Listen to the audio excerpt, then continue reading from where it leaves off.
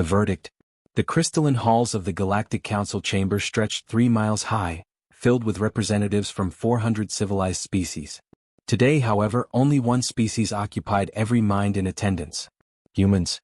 Ambassador Kelrith of the VRNN Collective watched the proceedings with mounting horror. His 4 eyes blinked in sequence as High Chancellor Moravex delivered the verdict that would reshape the galaxy. The Council has reached its decision, Moravex announced, her melodic voice carrying across the vast chamber. Humanity is hereby granted provisional sapient status under Galactic Law, Section 47, Subsection 12. A wave of shock rippled through the assembly. Kelrith felt his breathing sacs constrict. Provisional sapient status. It was the bare minimum recognition, barely above the classification given to clever animals. In the human delegation section, a woman with steel-gray eyes remained perfectly still. Captain Nadia Resnick of the Terran Diplomatic Corps had expected nothing less. Humanity had been discovered only 3 years ago, and the galaxy's elder races viewed them as dangerous children playing with nuclear fire. But it was the figure in the back of the chamber that drew Kelrith's true concern. Ambassador General Thex of the Corvan Empire stood like a statue carved from midnight, his scaled form radiating cold satisfaction. The Corvan Empire had argued fiercely against granting humans any status at all. "This is madness," muttered Kelrith's aide, Priya. "The humans passed every sapience test. Their art, their mathematics, their capacity for abstract thought. Politics trump merit," Kelrith interrupted quietly. "Always have. Always will." Moravex continued, "Under provisional status, humanity will be subject to the following restrictions. No territorial expansion beyond their current system. No development of weapons exceeding Class 4 specifications. No independent colonization without Council approval. And finally," she paused, her facial tendrils twitching with what might have been discomfort, "a population cap of 15 billion individuals to be enforced immediately." The chamber erupted. Captain Resnick's jaw tightened, but she didn't move. 15 billion. Earth's current population was 23 billion. The Council had just ordered the deaths of 8 billion people, dressed up in diplomatic language about sustainable development and responsible growth. Thex's voice cut through the chaos like a blade. "The Council shows wisdom. Humanity has proven itself volatile, aggressive, and unwilling to submit to proper authority. These restrictions are generous given their nature." Kelrith couldn't stay silent anymore. He rose, his diplomatic robes shimmering. "High Chancellor, I must protest. Never in Council history has a sapient species been given such restrictive terms. The population cap alone is necessary," Thex interrupted, his eyes fixing on Kelrith. "Or do you forget the human conflicts we've observed? Their world wars, their nuclear arsenals, their tendency toward self-destruction? They are a danger to themselves and potentially to us all." "They are young," Kelrith countered. "Every species goes through." "Enough." Moravex's voice wasn't loud, but it carried absolute authority. The vote was 312 to 88. The decision stands. Humanity has 30 galactic standard days to present a compliance plan. Captain Resnick finally stood. She was shorter than most species in the chamber, her frame seemingly delicate compared to the towering aliens around her. But when she spoke, her voice carried the weight of her entire species. "The Terran Diplomatic Corps acknowledges the Council's decision. However, we formally request clarification on one point." She looked directly at Moravex. "The population cap enforcement. What exactly does the Council expect from us?" Moravex's tendrils stilled. "That is, for your government to determine. The Council does not dictate internal policy." "You just did," Resnick said flatly. "You've ordered us to reduce our population by 8 billion people. So I ask again, how would you like us to do that? Mass sterilization? Forced relocations to colonies you've forbidden us from creating? Or perhaps you'd prefer we implement a lottery system to decide who lives and who doesn't?" The chamber fell silent. Thex leaned forward, a smile playing at his scaled lips. "The human demonstrates why their species cannot be trusted with full sapient rights. Such emotional manipulation. Such drama." "It's not manipulation when it's the truth," Resnick replied.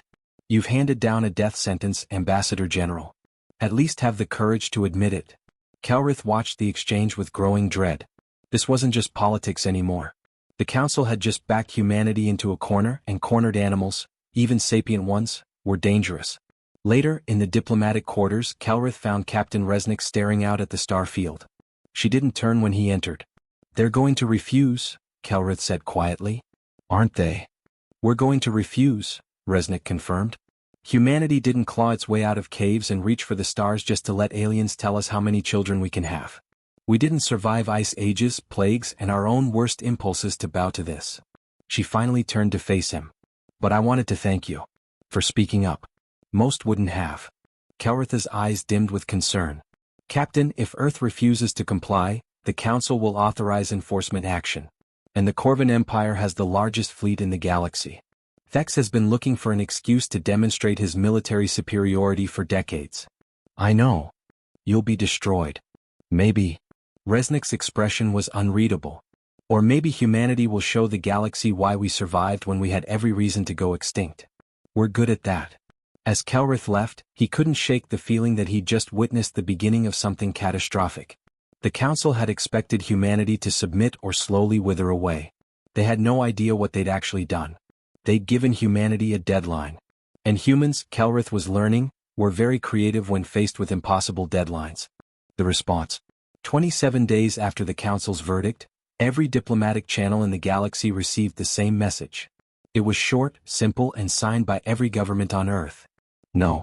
Kelrith read the full transmission 3 times, hoping he'd missed some nuance, some diplomatic wiggle room that would prevent the disaster he saw approaching.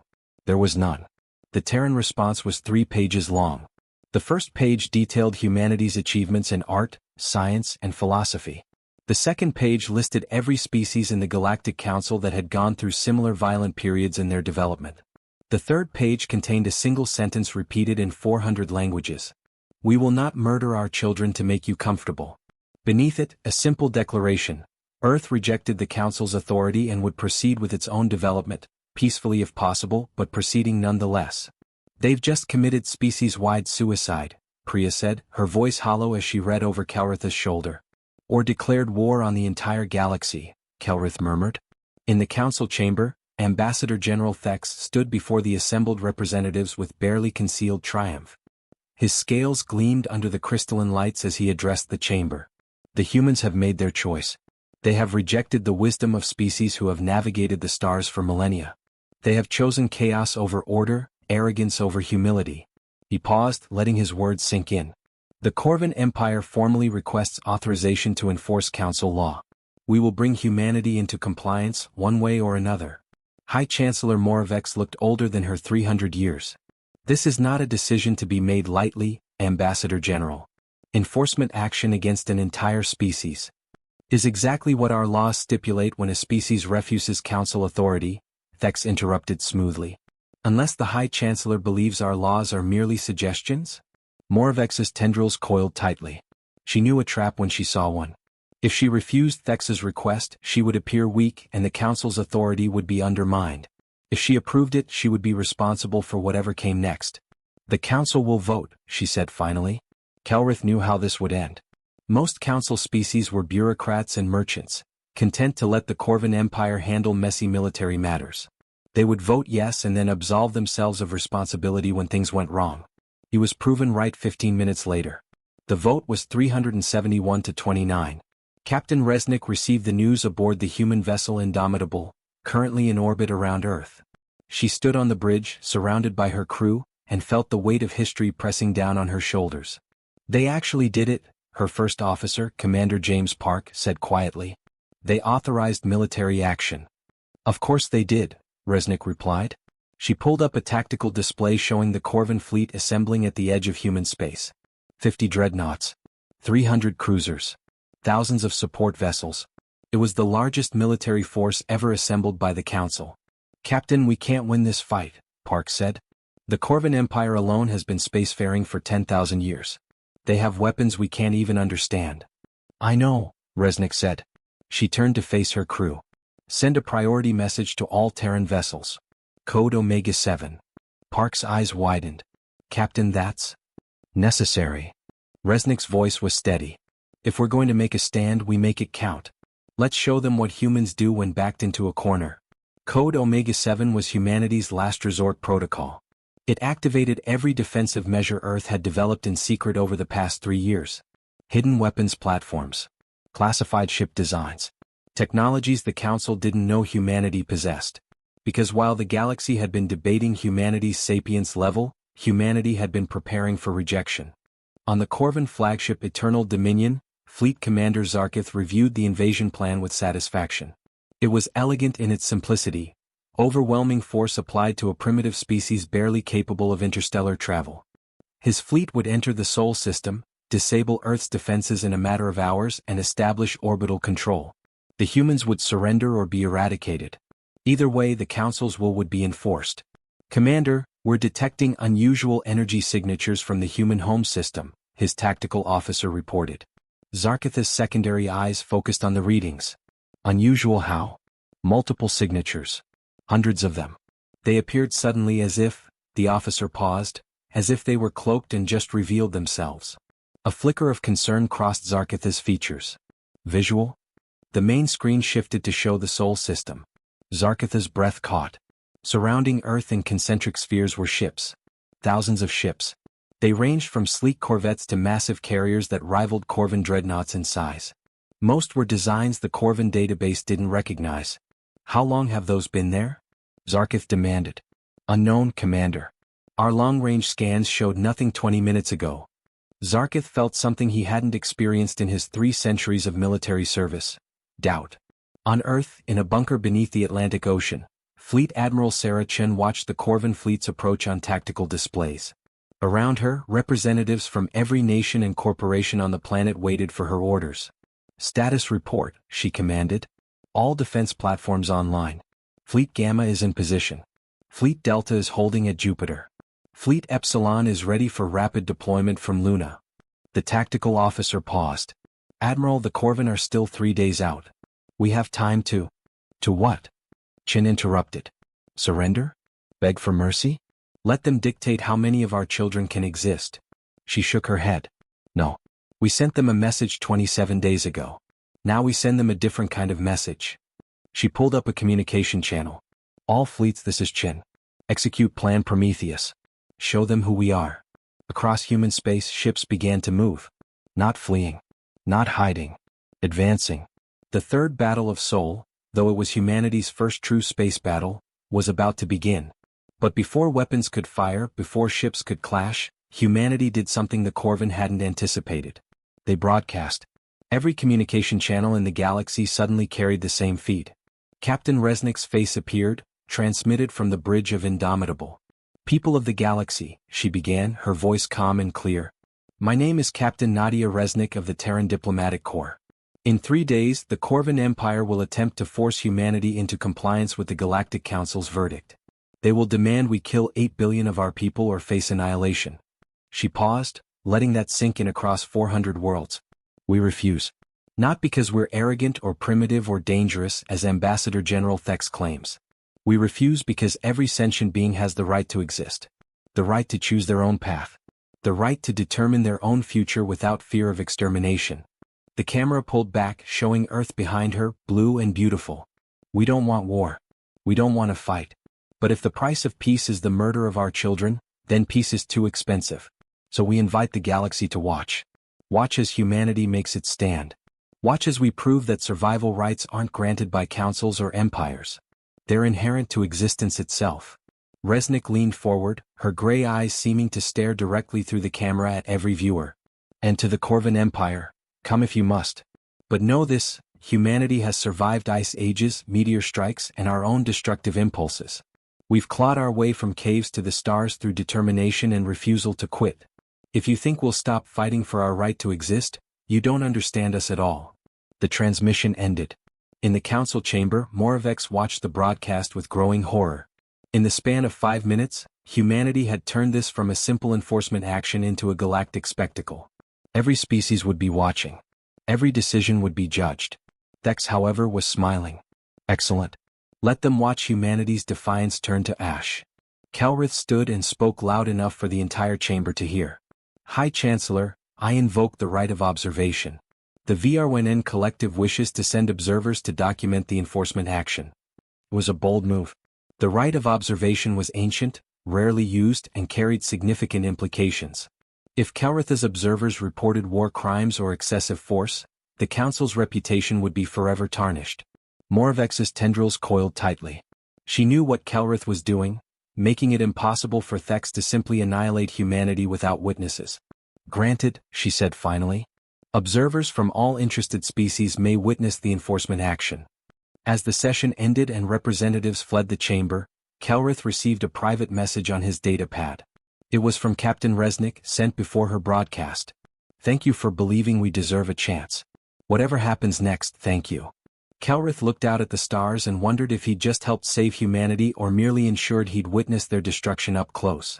Either way, the galaxy would never be the same. The first shot. Fleet Commander Zarkith had been in combat for 200 years. He'd suppressed rebellions, conquered frontier worlds, and established Corvan dominance across 3 sectors. He'd faced desperate enemies before, species fighting for survival often were. But he'd never faced anything like this. The Corvan fleet emerged from faster-than-light travel at the edge of the Sol system, exactly where tactical doctrine dictated. A show of overwhelming force designed to make resistance seem futile. 50 dreadnoughts in perfect formation, their weapon systems powered but not yet locked. The human response was immediate and unexpected. Every ship in the human fleet lit up. Not with weapons fire but with lights. Running lights, navigation lights, interior lights, everything. Thousands of vessels, from massive carriers to tiny fighters, suddenly became visible. They formed letters. Massive, system-spanning letters that could be read from the Corvan flagship. "Live free or die." "What is that?" Zarkith's second officer asked. "Human philosophy," the cultural advisor responded nervously. "An old Earth saying from a region called New Hampshire. It means they prefer death to subjugation." Zarkith's jaw tightened. "Then death is what they'll receive. Open a channel." The communication went out on all frequencies. Zarkith's face appeared on every human screen, every monitor, every display across Earth and her colonies. "I am Fleet Commander Zarkith of the Corvan Empire, acting under the authority of the Galactic Council. The species known as humanity is in violation of Council law. You have been ordered to reduce your population and cease unauthorized expansion. You have one final opportunity to comply. Stand down your vessels and prepare to receive Council representatives who will supervise your compliance process." On the bridge of Indomitable, Captain Resnick stood beside Fleet Admiral Chen. The Admiral's expression was carved from stone. "Record my response," Chen ordered. The communication officer nodded and Chen stepped forward.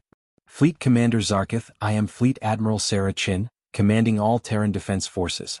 I speak not just for myself but for every human being alive." She paused, choosing her words carefully. "Your council has demanded we murder 8 billion of our people. They've dressed it up in nice words, population cap, sustainable development, but let's be honest about what it is.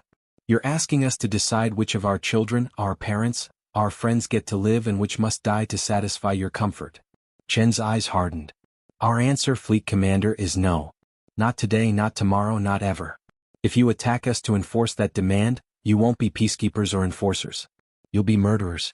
And history, galactic history, will remember you that way." She leaned forward. "So I'll give you one final opportunity, Commander. Take your fleet and leave. Report to your council that humanity will not comply with unjust laws. Tell them to come back when they're ready to treat us as equals, not animals to be culled." Zarkith's laugh was cold. "Admiral, you command perhaps 5,000 ships. I have the entire Corvan military at my disposal. You cannot win." "Maybe not," Chen admitted. "But we'll make you bleed for every inch. And the entire galaxy is watching. So ask yourself, is enforcing the Council's population cap worth the cost? Not just in ships and soldiers but in reputation? In moral authority?" For a long moment, silence filled the communication channel. Aboard the Eternal Dominion, Zarkith's officers waited for his response. Some looked uncertain. Others eager. Zarkith cut the channel. "All ships assume attack formation. Target their largest vessels. Disable when possible, destroy when necessary." He paused, then added, "And make sure the observers see this clearly. I want no question that we gave them every opportunity to surrender." Kelrith watched from the observer ship Diplomatic Witness, positioned at a safe distance from both fleets. His aide, Priya, monitored multiple feeds simultaneously: official council channels, human broadcasts, independent media from across the galaxy. "The humans aren't backing down," she said unnecessarily. "No," Kelrith agreed. "They're not. This is going to be a massacre. Perhaps." But Kelrith had noticed something the Corvan apparently hadn't. The human fleet wasn't positioned randomly. Those thousands of ships formed a complex web of overlapping defensive positions, with clear firing lanes and fallback routes. It was the formation of a species that had spent centuries perfecting the art of warfare against itself. The Corvin opened fire first. Energy beams lanced across the darkness, converging on the human carrier Independence. The shields flared brilliant blue, absorbing the impact. For a moment, it seemed the human defenses would hold. Then the shields collapsed and the carrier's hull ruptured. Atmosphere vented into space like blood from a wound. The human response was instant and overwhelming. Every ship in the human fleet fired simultaneously. Not at the Corvin ships, at the space between the two fleets. Thousands of missiles detonated in a coordinated pattern, creating a wall of expanding nuclear fire that lit up the system like a newborn star. On the Eternal Dominion, alarms screamed. Radiation levels critical. All forward sensors blinded, the tactical officer shouted. Zarkith understood instantly. The humans had just created a radioactive barrier between the fleets, blocking sensors and targeting systems. In that brief moment of confusion, the human ships scattered. Not retreating. Repositioning. When the radiation cleared enough for sensors to function again, the human fleet had transformed from a defensive formation into something else entirely. Small groups of ships moving in coordinated patterns, using the debris and radiation for cover, striking and withdrawing like wolves harassing a larger predator. Clever, Zarkith admitted, but ultimately futile. All ships break into hunter groups. Run them down. What followed wasn't the quick, decisive victory the Corvin expected. It was chaos. Human ships used tactics the Corvin had never encountered. They sacrificed damaged vessels by ramming them into Corvin formations at relativistic speeds. They hid weapons platforms in asteroids and debris. They used Earth's moon as a shield, forcing the Corvin to choose between bombarding a natural satellite or letting human ships use it for cover.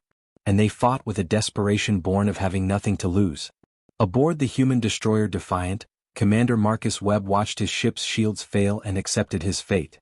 He was 32 years old with a wife and daughter waiting on Earth. He thought of them as he gave his final order. All hands, this is the commander.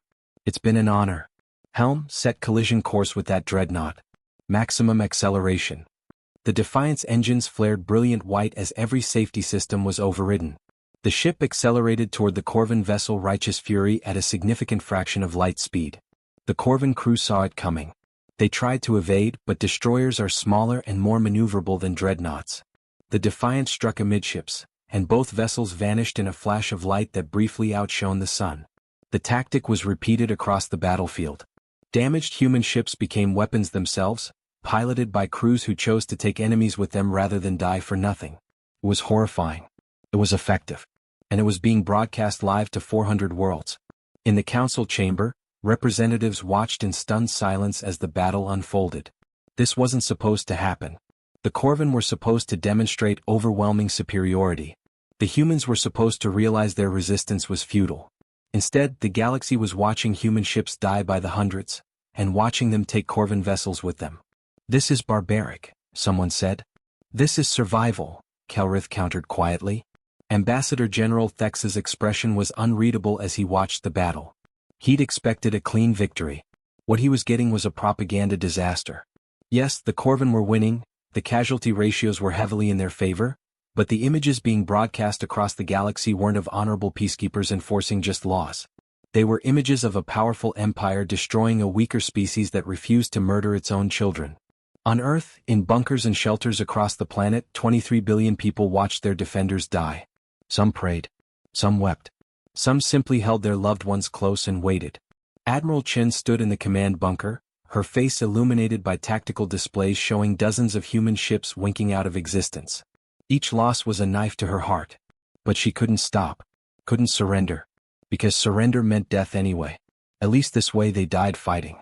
Admiral, the Corvin have broken through Sector 7, a tactical officer reported. They're making for Earth. Chen nodded slowly. Signal all reserve fleets. Execute Plan Thermopylae.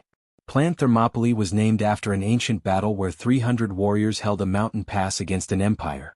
It was humanity's last defensive line, a shell of weapons platforms, mines and automated defenses surrounding Earth itself. And behind those defenses, a final surprise. The Corvin fleet pushed forward, accepting casualties to break through human defenses. They were winning step by bloody step. Victory was inevitable. Then Earth's moon split open. Not literally, but that's what it looked like on sensors.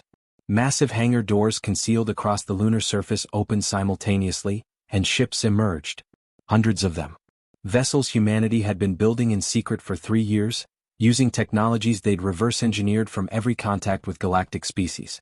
They weren't better than Corvin ships. But they were fresh, undamaged, and crewed by personnel who'd trained for nothing but this moment.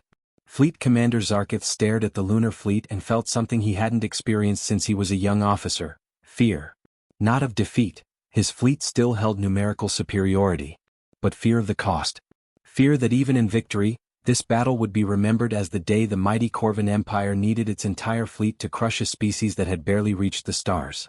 All ships, he said quietly, prepare for sustained assault. This ends today. But as the Corvin fleet pressed forward and the battle entered its bloodiest phase, a new transmission cut across all channels. Captain Resnick's face appeared again, but this time she wasn't on the Indomitable. She was in a small shuttle, alone, approaching the Corvin fleet. Fleet Commander Zarkith, this is Captain Nadia Resnick. I'm requesting an immediate ceasefire for negotiations. Zarkith almost laughed. Captain, you're in no position to negotiate. I know, Resnick agreed. But I'm offering you something the galaxy needs to hear. The truth about why we're really fighting. Give me 30 minutes. That's all I ask. If you don't like what I have to say, you can resume the battle and I'll surrender myself as a prisoner of war. It was an obvious ploy. A delaying tactic. But Zarkith found himself curious despite himself. What could this human possibly say that would make any difference? You have 20 minutes, he said. And Captain? If this is a trick, I'll glass your planet personally. Understood, Resnick replied. I'm transmitting coordinates for a neutral meeting point. I'm coming alone and unarmed. Send whoever you like. Kelrith watched this exchange from the diplomatic witness and felt his breath catch. Resnick was gambling everything on this moment. If it worked, she might buy humanity time. If it failed, she'd be captured or killed and Earth would fall anyway. She's either insane or brilliant, Priya murmured. Often the same thing, Kelrith replied. Come on. We're going to that meeting. What? We're observers. We're supposed to remain neutral. Nothing about this is neutral anymore, Kelrith said grimly. If humanity is about to make a final statement, someone needs to witness it properly. As Resnick's shuttle approached the meeting coordinates, followed by a Corvin transport and Kelrith's observer ship, the battle paused.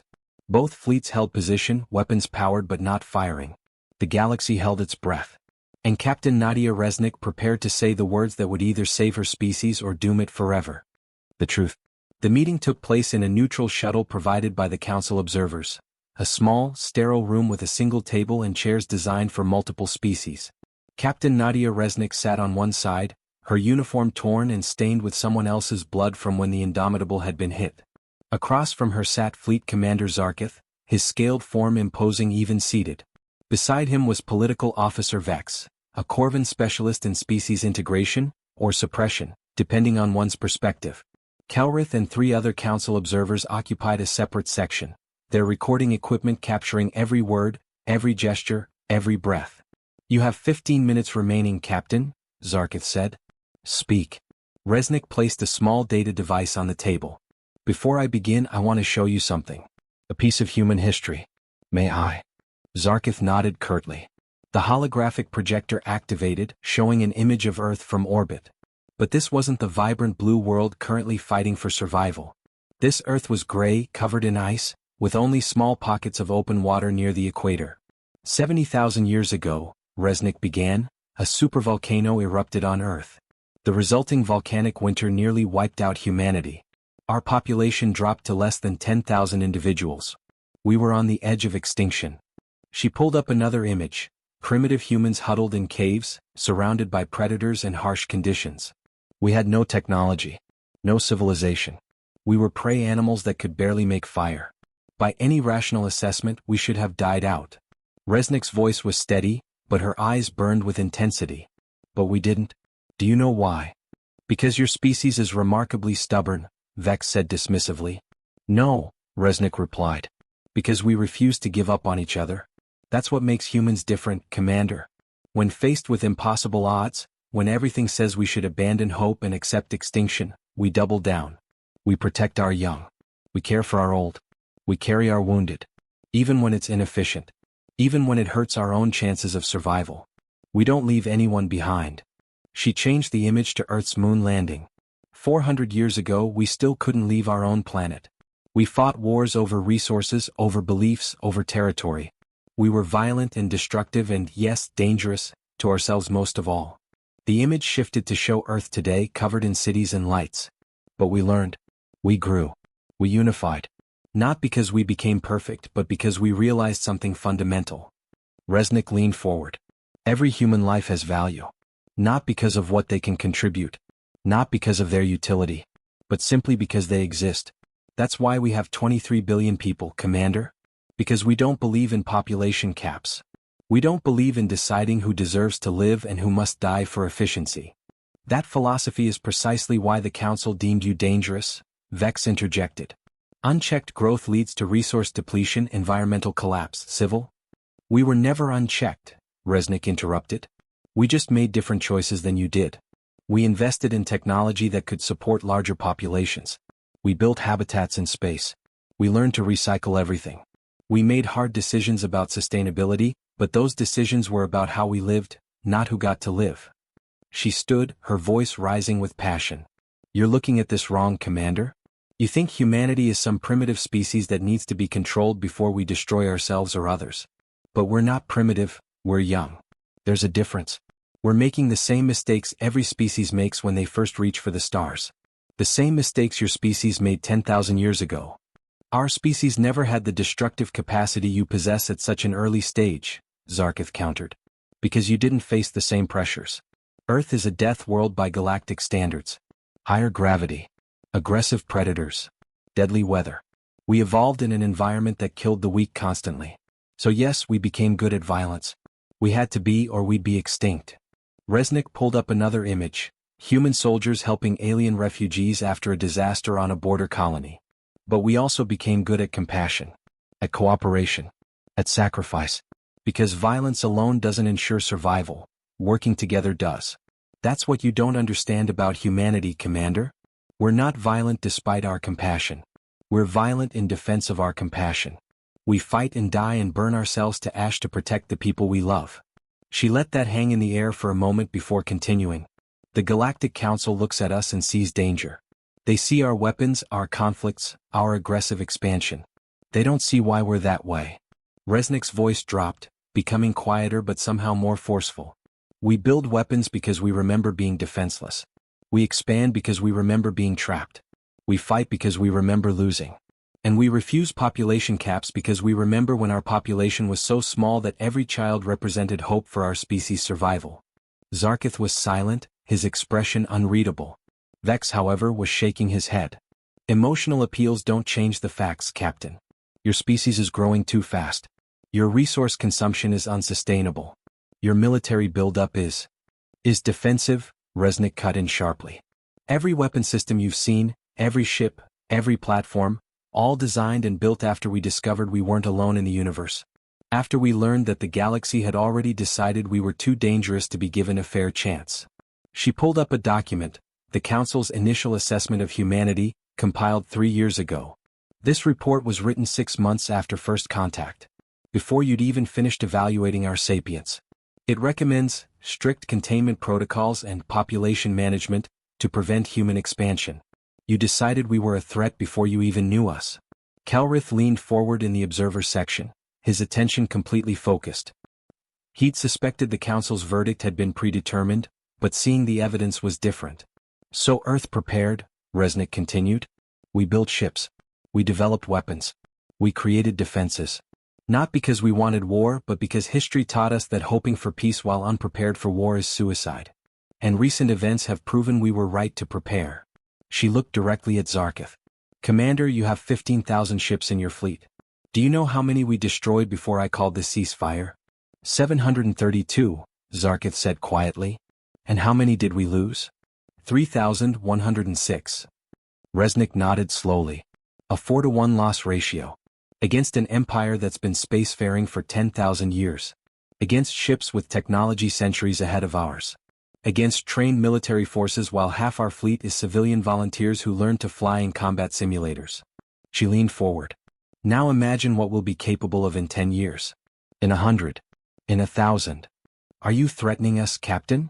Vex asked coldly. No, Resnick said. I'm offering you a choice. You can destroy us today. It'll cost you thousands more ships and tens of thousands of lives, but eventually you'll win. You'll glass Earth, exterminate humanity and enforce the Council's will. And every species in the galaxy will learn that the Council responds to defiance with genocide. She paused, letting that sink in. Or you can recognize that humanity is fighting for a principle that should matter to every sapient being. The right to exist without arbitrary restrictions. You can go back to the Council and tell them that enforcement failed not because humanity was too strong, but because the law itself was unjust. You can be remembered as the commander who recognized when a law needed to change, not the one who murdered billions to enforce a bad decision. Zarkith was silent for a long moment. When he spoke, his voice was thoughtful. And if we simply leave? What then? Humanity continues to grow unchecked, potentially destabilizing entire regions of space. We negotiate, Resnick said simply. Not from a position of surrender but as equals. We discuss legitimate concerns about resource allocation, territorial expansion, and integration into galactic society. We find solutions that don't involve deciding which 8 billion people have to die. We act like civilized species working toward mutual benefit. The Council will never accept. The Council doesn't have a choice anymore, Resnick interrupted. Because we've changed the equation.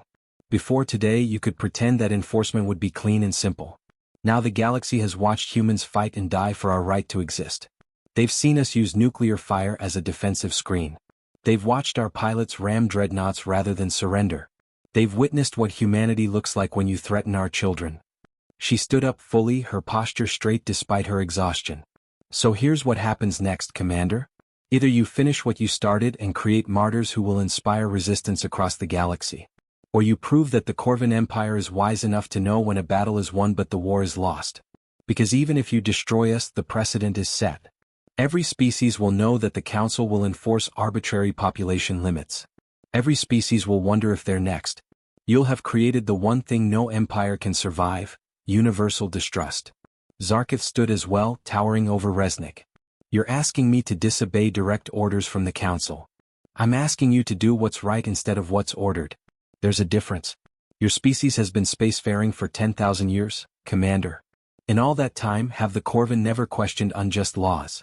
For the first time, something like respect crossed Zarkith's features. We have.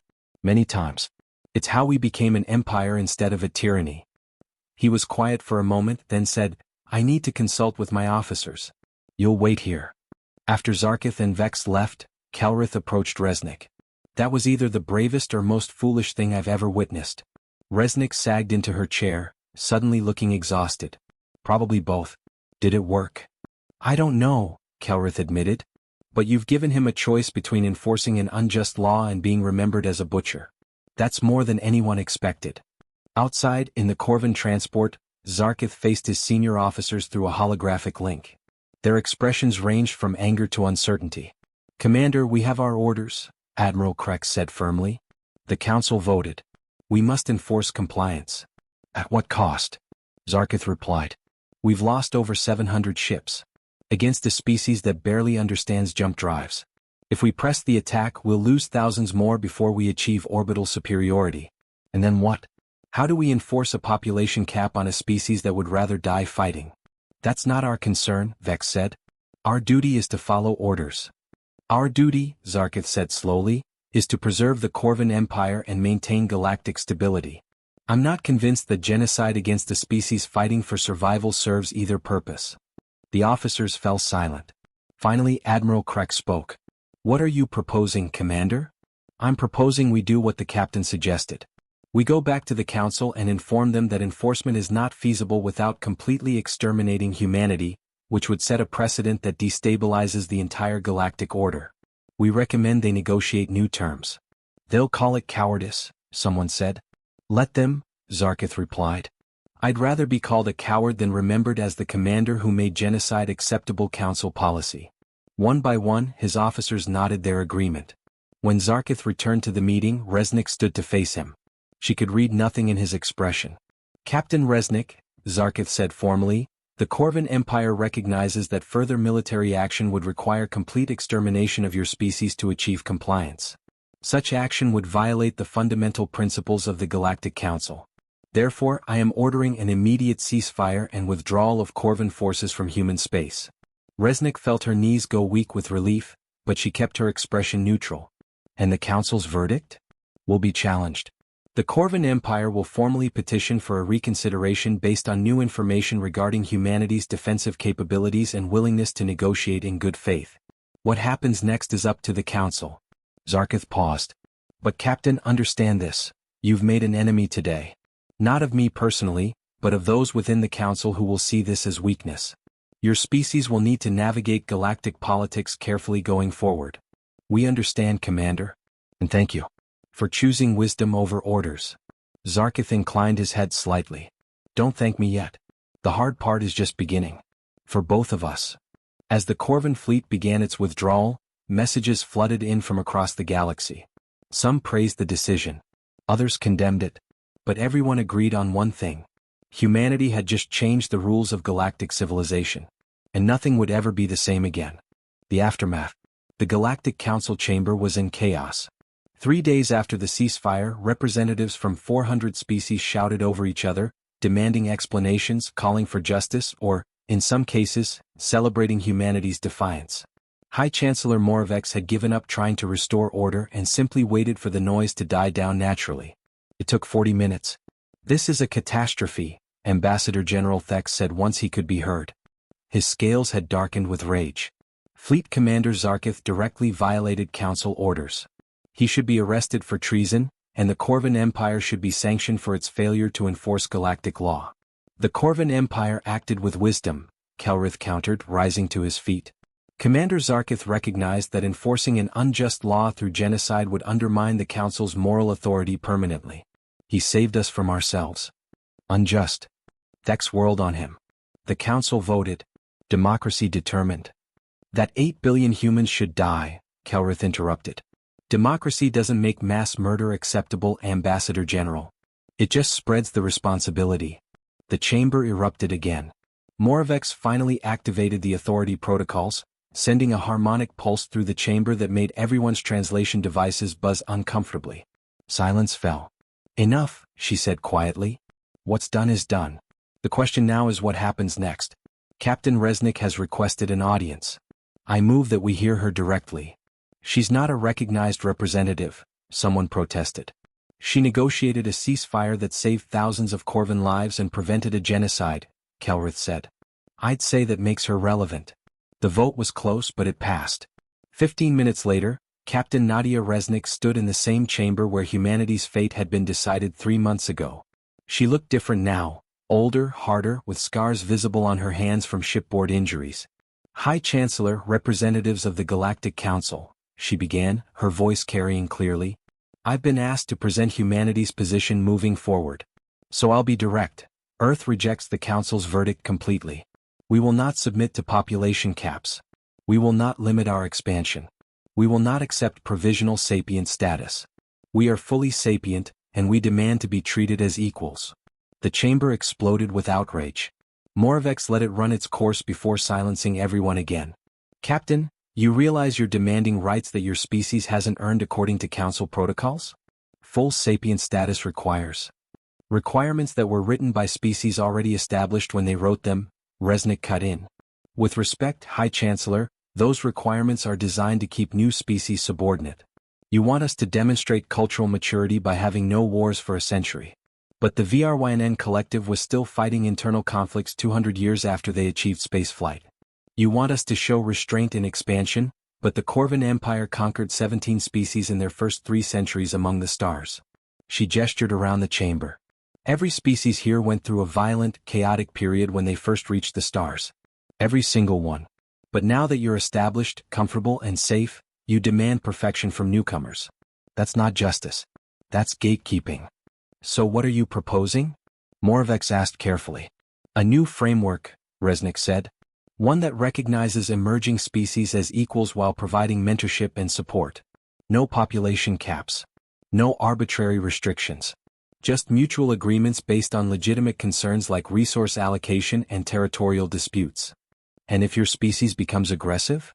Thex demanded. If you attack neighboring systems? Then you respond the same way you would if any other species did the same thing, Resnick interrupted. With diplomacy first, sanctions second, and military force only when necessary. You don't preemptively hobble us because we might become dangerous. That's like imprisoning someone because they might commit a crime someday. A representative from the Galactic Consortium spoke up. Captain, your species demonstrated extreme violence during the recent battle. Ships ramming each other. Nuclear weapons used in ways that violate multiple protocols. How can we trust that humanity won't? We were fighting for our survival, Resnick said firmly. Every species in this chamber would do the same if faced with extermination. The Galactic themselves held off a Corvan invasion force 2,000 years ago using similar tactics. Don't hold us to standards you yourself couldn't meet. Kelrith stood again. The captain makes a valid point. The VRWNN collective proposes a compromise. Grant humanity provisional full sapient status, full rights and protections under council law, but with regular reviews over the next century to ensure compliance with galactic norms. In exchange, Earth agrees to participate in mediated negotiations regarding expansion and resource allocation. It was a reasonable middle ground. Not what humanity wanted, but not what the hardliners wanted either. The debate continued for hours. Some species supported Kelrith's proposal. Others demanded harsher measures. A few even suggested humanity be granted full status immediately as a reward for their resistance. Finally, Moravec called for a vote. The chamber fell silent as representatives registered their decisions. The results appeared on the central display. 237 in favor. 163 against. Humanity would receive provisional full sapient status, subject to review but with immediate rights and protections under galactic law. The population cap was rescinded. Earth could expand, but any territorial disputes would be subject to council mediation. It wasn't perfect, but it was survival. Captain Resnick allowed herself a small smile. On behalf of humanity, the Terran Diplomatic Corps accepts these terms. We look forward to working with the council as equals. As the session ended and representatives filed out, Thex approached Resnick. His expression was cold. You won a battle, Captain. Not the war. There are many in the galaxy who will never accept humans as equals. We remember your violence, your aggression, your refusal to submit to proper authority. Good, Resnick replied evenly. Remember it well. Remember that humanity will never submit to unjust laws, no matter how many empires demand it. Remember that we'd rather die fighting than live as slaves. And remember that next time someone proposes putting chains on a species just because they're young and different, humanity will stand against it. She leaned closer. You wanted to make an example of us, Ambassador General. Congratulations. You did. Just not the one you intended. New foundations. 6 months after the ceasefire, Earth's orbital space had transformed into one of the busiest trade hubs in the sector.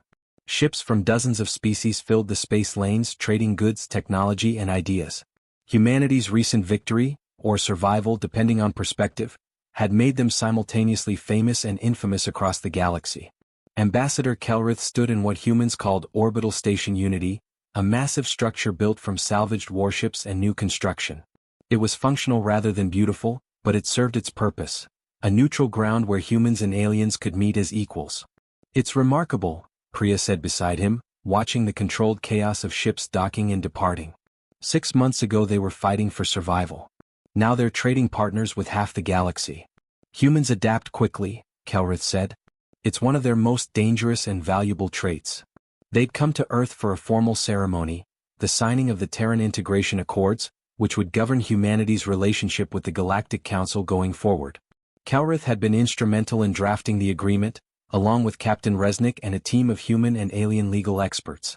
The ceremony was held in Unity's main conference hall, with representatives from over 100 species in attendance. Captain Resnick, now Ambassador Resnick after a promotion she'd apparently tried to refuse, stood at the podium alongside High Chancellor Moravec. 6 months ago, Resnick began, humanity was hours away from annihilation. Today we stand here as provisional full members of the Galactic Council, about to sign accords that will shape our species' future for generations. This transformation didn't happen because we were strong, though we proved we could fight when necessary. It happened because enough people, human and alien alike, recognize that survival rights aren't negotiable. She gestured to Kelrith. Ambassador Kelrith of the VRYN Collective risked his career to support humanity when we had no power and few friends. Fleet Commander Zarkith chose wisdom over orders when continuation of violence would have served no one. High Chancellor Moravex fought to find a middle ground when others demanded absolute victory. These individuals and many others proved that the Council's greatest strength isn't its military power or economic influence, it's its capacity for growth and change. Moravex stepped forward. The Terran Integration Accords represent something new in Council history. For the first time, we're acknowledging that our existing protocols for evaluating emerging species may be flawed. These accords create a new framework, one that respects the sovereignty of developing species while providing mentorship and support. She pulled up a holographic display showing the key points. 1. Population sovereignty. No council body may dictate population limits for any sapient species. 2. Territorial rights. All species have the right to expand and colonize within reasonable limits, subject to mediation if disputes arise. 3. Cultural protection. No species may be forced to abandon their cultural practices, beliefs, or governance systems as a condition of council membership. 4. Defense rights. All species have the inherent right to develop defensive capabilities appropriate to their security needs. 5. Equal voice. Provisional full members have voting rights equal to full members in all council deliberations. These principles, Moravex continued, will apply not just to humanity but to all emerging species going forward. The Council has learned from our mistakes. We will no longer use fear of the unknown as justification for oppression dressed up as protection. The signing ceremony was brief but profound. As Resnick and Moravex placed their marks on the holographic contract, it was transmitted instantly to governments across the galaxy. The Terran Integration Accords were now galactic law. But not everyone celebrated. In a private chamber elsewhere on the station, Ambassador General Thex met with representatives from a dozen species, those who still viewed humanity as a threat and the new accords as weakness. This is a catastrophe, declared Ambassador Vrex of the Telonian hegemony. We've just legitimized rebellion. Every species that doesn't want to follow council rules will point to humanity as precedent. Exactly, Thex said coldly. Which is why we must ensure humanity's success is short-lived. They've won politically. So we undermine them economically. We control most of the rare resources needed for advanced technology. We can strangle Earth's expansion without firing a shot. An economic blockade would violate the new accords, someone pointed out. Not a blockade, Thex clarified. Just unfavorable trade terms. Bureaucratic delays. Technical requirements that happen to be difficult for humans to meet. Perfectly legal, perfectly effective. The group discussed strategies for hours, plotting ways to prove humanity wasn't ready for equal status without overtly violating the new accords. It was the kind of political maneuvering the Council excelled at, death by 1,000 cuts instead of one blow. But they had underestimated humanity in a fundamental way. 3 weeks later, Earth announced a breakthrough in resource processing. Human scientists, working with alien researchers sympathetic to their cause, had developed methods to extract rare elements from asteroids far more efficiently than existing techniques. Technologies the Council had developed over centuries were suddenly obsolete. How? Thex demanded when the report reached him. They've been spacefaring for barely a decade. They collaborated, Kelrith said, appearing on Thex's communication screen uninvited. With species that believe in mutual benefit over zero-sum competition. Turns out when you treat people as equals instead of subordinates, they're willing to share knowledge. You're helping them, Thex accused. We're helping ourselves, Kelrith corrected. The VRYN collective profits significantly from trade with Earth. So do 50 other species. Humanity's rapid development creates opportunities for everyone, except those who profit from keeping others down. After Kelrith disconnected, Thex stared at the resource reports with growing frustration. Earth wasn't just surviving. They were thriving. Their population had grown to 24 billion and counting. They'd established colonies on 7 worlds. Their military, while smaller than major powers, was advanced enough to give anyone pause. Worst of all, they were becoming popular. Human cultural exports, music, art, literature, films, were spreading across the galaxy. Young aliens wore clothing mimicking human styles. Human philosophy about individual rights and freedoms was influencing political movements on dozens of worlds. The species Thex had tried to contain was becoming a cultural superpower. On Earth, in the rebuilt city of New Geneva that served as humanity's diplomatic center, Ambassador Resnick met with her staff to review the past 6 months. "We've exceeded every projection," her economic advisor reported. "Trade surplus is growing. Colony development is ahead of schedule. Public approval of council membership is at 78%. Military status?" Resnick asked. "Stable. We've completed the integration of salvaged Corvin technology into our new ship designs. Fleet strength is adequate for defense, insufficient for aggression, exactly where we want to be publicly." Resnick nodded. "And the classified projects?" Admiral Chin appeared on screen. "Proceeding as planned. We're not making the same mistake twice. If the council turns on us again, we'll be ready." "Let's hope we never need to be," Resnick said. "But hope isn't a strategy. Continue the programs but keep them quiet. Our whole pitch was that we're not a threat. Let's not give our critics ammunition." After the meeting ended, Resnick stood alone in her office, looking out at Earth's lights below. They'd won. Humanity had secured its right to exist and thrive. But the victory felt fragile, like a glass sculpture that could shatter with one wrong move. Her communicator buzzed. Kelritha's face appeared. "Ambassador, I thought you should know, there's a growing coalition of species that want to join the Terran Alliance." "We don't have an alliance," Resnick said. "Not yet. But 15 species have approached the VRNN collective asking about formal partnerships with Earth. They're young species mostly. Ones who see in humanity's story a chance for their own liberation from council restrictions." Resnick felt a chill. "Kelrith, if we start building a competing power block." "It's already happening," Kelrith interrupted gently. "Whether you want it or not. Humanity's example has inspired others. The question isn't whether you'll lead them. It's whether you'll do it responsibly." After he disconnected, Resnick sat in the dark, contemplating the future. 6 months ago humanity had fought just to survive. Now they were being asked to lead a movement that could reshape galactic civilization. The responsibility was terrifying. But then again, humans had faced terrifying responsibilities before. They'd survived ice ages, plagues, and their own worst impulses. They'd reached for the stars despite every reason to stay grounded. They'd survive this too. Or they'd die trying. Either way, the galaxy would never forget them. Legacy. 5 years after the Battle of Sol, the Galactic Council chamber hosted its most controversial session in recorded history. The agenda was simple: a formal proposal to restructure council governance based on principles established in the Terran Integration Accords. Ambassador Nadia Resnick watched from the human delegation section as Kelrith presented the proposal. He'd aged in the past 5 years, his scales showing silver, his movements slower. But his voice remained strong.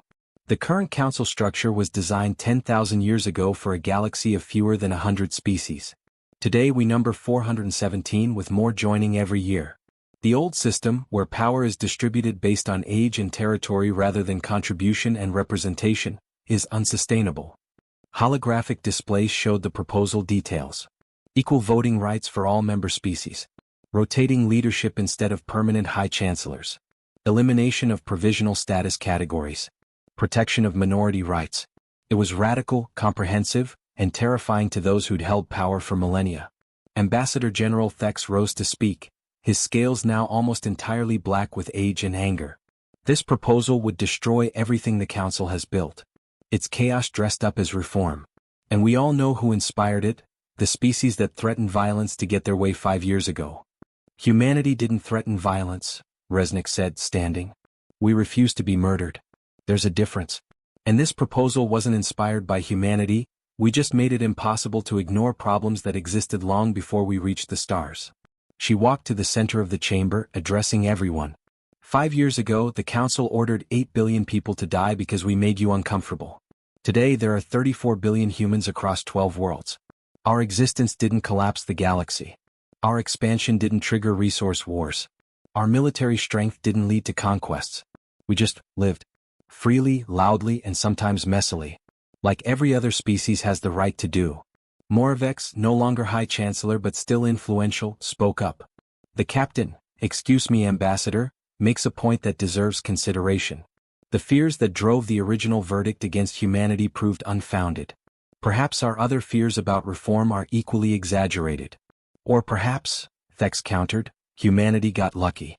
5 years is nothing in galactic terms. We won't see the true consequences of their unbridled growth for decades." Then let's talk about consequences, Kelrith said. In the 5 years since the Terran Integration Accords, 17 new species have joined the Council under the new framework. Not one has caused the problems we feared. In fact, the economic growth and cultural exchange from these new members has benefited everyone. Even the Corvan Empire's GDP has increased by 12%. Economics aren't everything, someone called out. No, Kelrith agreed. But they indicate something important. Diversity and rapid change aren't threats. They're opportunities. The real threat is stagnation. Clinging to old systems because we're afraid of new ones. The debate continued for hours. Representatives argued about risk and reward, tradition and progress, stability and justice. It was democracy in its messiest, most beautiful form. Finally, Moravec called for a vote. The chamber fell silent. The results appeared on the central display. In favor, 289 against, 128. The reform had passed. The galaxy would never be the same. As representatives filed out of the chamber, some celebrating and others furious, Thex approached Resnick. His expression was unreadable. "You've won," he said simply. "Congratulations. The Council is now structured around human principles of equality and individual rights." "Not human principles," Resnick corrected. "Universal principles. We just fought harder for them than most." "Perhaps." Thex was quiet for a moment. "I still believe your species is dangerous, Ambassador. But I'm beginning to think perhaps all truly free species are dangerous. And maybe that's not entirely a bad thing." He walked away before Resnick could respond. Later, on a transport back to Earth, Resnick sat with Kelrith, both exhausted from the day's events. "Do you think it'll work?" she asked. "Real democracy across 400 species with different needs, different values, different goals?" "Probably not perfectly," Kelrith admitted. "Democracy never does. It's messy and frustrating and slow. But it's better than the alternative. Better than a few species deciding what's best for everyone else." "My predecessor once told me that humans were good at fighting," Resnick said. "That our whole evolution was about combat and survival. She was wrong. We're good at refusing to quit. That's different. Combat is just one expression of it." "And now?" Kelrith asked. "Now we prove we're equally good at building. At creating. At making something better than what came before." She looked out at the stars. 5 years ago we were fighting for the right to exist. Today we're fighting for everyone's right to exist freely. That's progress. "It is," Kelrith agreed.